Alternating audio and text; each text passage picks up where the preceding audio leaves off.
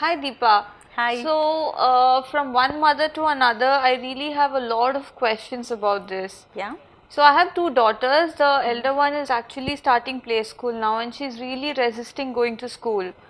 And it's really heartbreaking for me also to send her crying every single day. Okay, so at what point did you decide that you would have your daughter homeschooled? That was quite early. She tried schooling. She tried going to school for some time. I tried taking her, the same problem. She cried, so we took her off. It happened. But then from grade 1, we had to start. So she went, but the results were not what we expected. So I was looking for options. What kind And of results?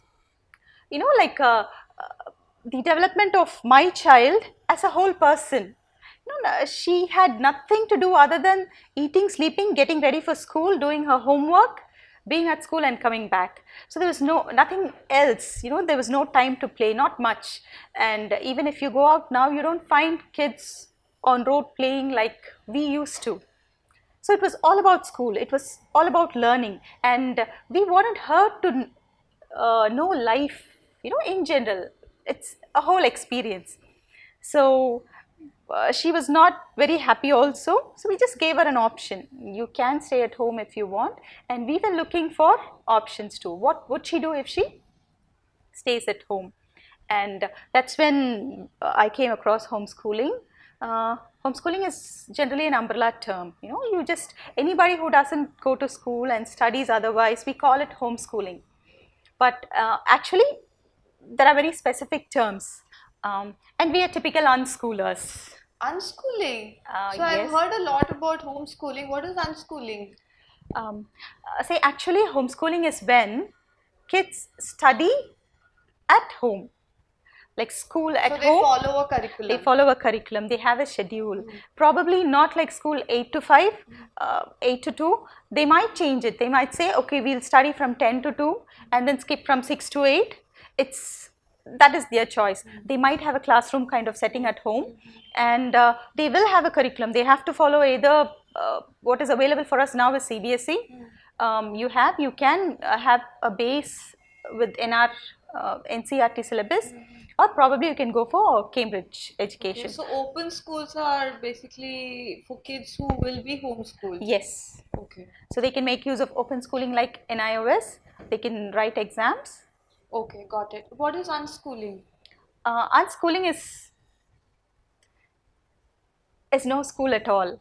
No school at all. We don't have a school at home too. We don't have a system. We don't have a curriculum. We don't have fixed rules. No time schedules. Nothing. So it is called it's called child-led learning. We follow the child. If the child wants to sing, we let it sing until it wants to sing. And then when they want to change, we also don't stop that. We don't tell them, no, you have to sing. You have to keep singing till you're in, say, for another hour or for 2 hours, such things. So we give them the full liberty to decide what they want to do with their time and make choices. Wow, this is a really difficult concept to wrap my head around, and I'm sure our viewers will also feel that way. But how did you deal with societal pressure? I have to ask you this. How did you deal with the pressure that you faced from your parents or from your husband's parents? And before that, were you and your husband on the same page about this? Good question. That's the year she went to school. My husband was not very happy about me keeping her at home. So he was worried about how she will grow up without friends, without school. And it took us together, a year to discuss things out, to study about it more, and finally decide that this is okay for us as a family. No, I don't think people can homeschool or unschool as a personal choice. It has to include your family, your immediate family, and everybody. If you don't, then there might be problems. You will teach your kids something, the kid's grandmom will, teach something just opposite of that, and you end up confusing a very small kid. Okay, so how did your parents and his parents react to this? For a very long time, my father-in-law and mother-in-law wanted us to send her back to school. My dad, basically a professor, but he was okay with it. He thought it's something new and we can try. I had a lot of freedom when I was growing up, so he never felt bad about keeping her at home. But my mom still keeps telling me, you need to at least make her go for the 10th and 12th exams, so that she's somewhere in the society just like others. So yes, we do still get pressure and we choose to answer, yeah, answer only those who are really interested in us, in what we are doing. But if somebody comes and tells me, without knowing me or without knowing what I am, like, how can you keep her at home? Then I choose not to answer. I just smile and walk away. Yeah, that's how we So, handle. so Deepa, at any point in this journey, were you worried as a mother for your daughter when you see like other kids? At any point, were there any concerns that you had about your choice? Definitely. The day we took her out of school, we had so much time. We actually took 3-4 days off to just get the feel of it, and then got the TC. But when we got the TC from the school, that was a final decision mailed. Everything was like sealed, and the next day, the immediate thought was, we have so much time because we don't have to get up early in the morning, cook food for her, pack it, and take her to school. Be there, come, then go pick her up again and come back. So I had time, she had time, and we didn't know what to do because we thought we will unschool. But it didn't work out. I tried putting a schedule. I tried telling her to learn, do some maths, do some English every day. But it ended up being a not very good experience for both of us. And then I decided to just let go. That was my magic word, just let go. She watched TV for 3 straight weeks. She did nothing. She was just watching. She used to watch the cartoon again and again and again, the same one. And after, like, say, a few years of reading, I realized that that's how kids learn. First when she watches cartoon, she would pick up a few slangs. Then the next time she would learn something different, and I let her do it. Right. And she went through that process and then she started reading. Then it was her choice. So, Deepa, kids have different milestones depending on their age.